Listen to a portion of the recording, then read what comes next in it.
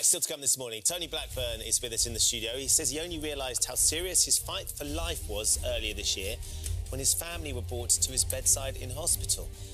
But will never be kept off our airwaves for long. Thrilled to have him back in the studio, waving with vigour. Looking forward to catching up with Tony next. You're watching Good Morning Britain on ITV1.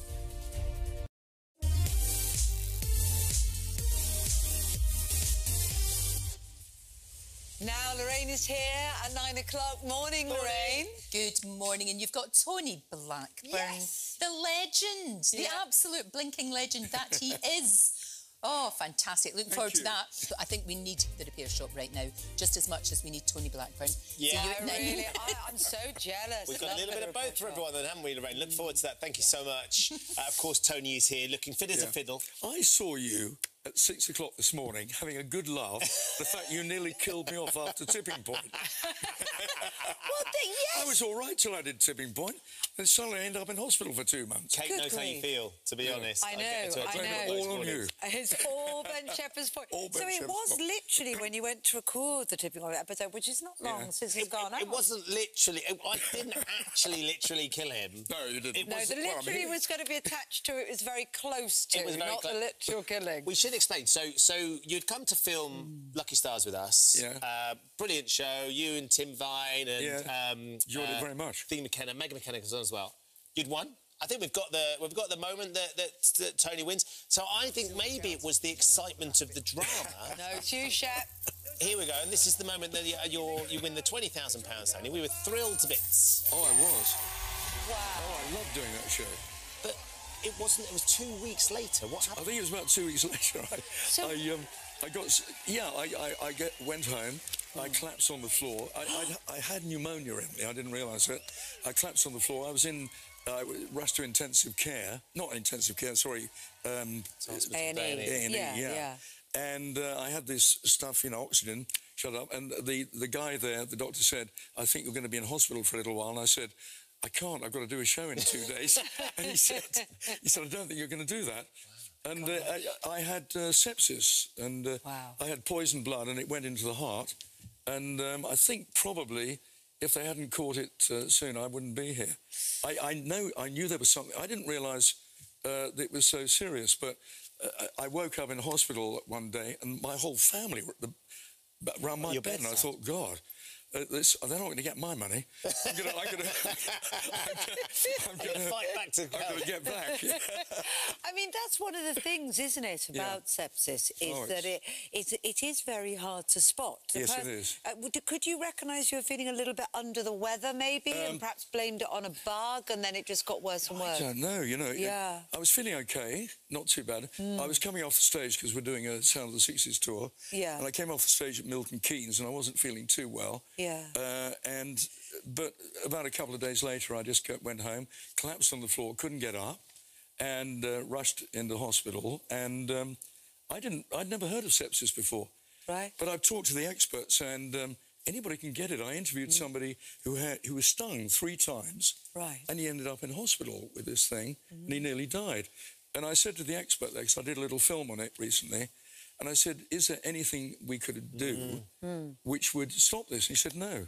And he said, "It is very difficult to spot once you've got it." Yeah, until something dramatic happens. So it was... fortunately, you just got fantastic care and you got to hospital at the right time. But 50,000 people die of this in this country every year. Yeah, It's extraordinary, it's a frightening huge thing. numbers. And it's nothing to do with being fit or anything like that.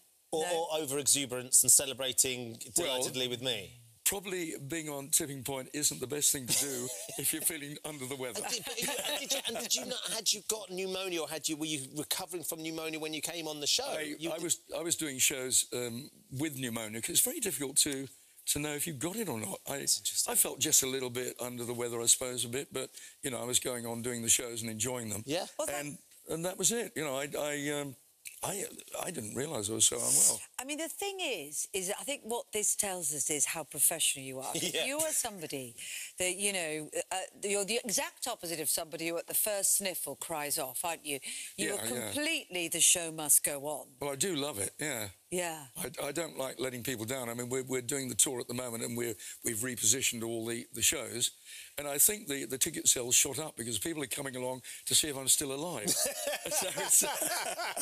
Well, I think on that, I mean, interestingly, on that show, that Lucky Star show, Tim Vine made a gag about the average lifespan of a man because you were taking so long to make a decision. And then suddenly you got really ill and we were all really panicking, thinking, well, it wasn't just me. It was Tim Vine that not tried to do you in.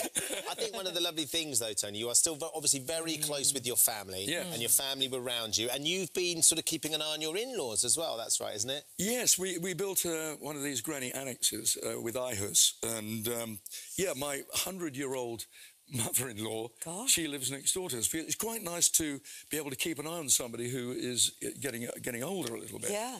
And because putting somebody into care in care homes, we didn't want to do that, but it's so expensive.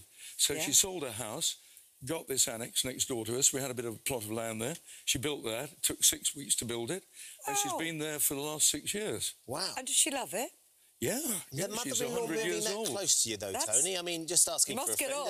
How's that gone? Well, it was either having you know, a few flowers in the garden or your mother-in-law. It was one of the two. So You made it sound like... I'm not going to say what it sounds like. But you said the plot of land for that and having the mother-in-law. I mean, that's you know, it's a lovely thing. It's a lovely thing. It's a lovely thing.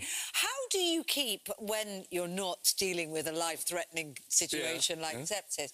How do you keep going? Where does the energy and enthusiasm? As Lorraine said, we all need a bit of Tony Blackburn. I don't know, really. I just really enjoy what I'm doing. You know, I wish I could convince other people to enjoy it with me, but it's.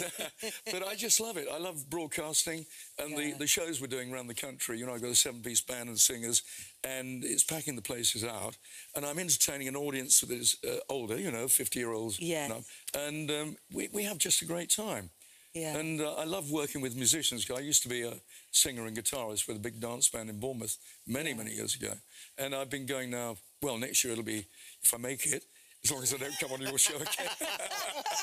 It'll be 60 years. You're not helping him to fit his next series, by the way. Nobody will want to come on that. I love Ben. I'm joking. Yeah. So it'll be 60 years next year? It will be next year, yeah. July the 24th. Gosh. 25th, I beg your pardon, 1964 I started. Well, what a celebration that will be. I just love it, you know.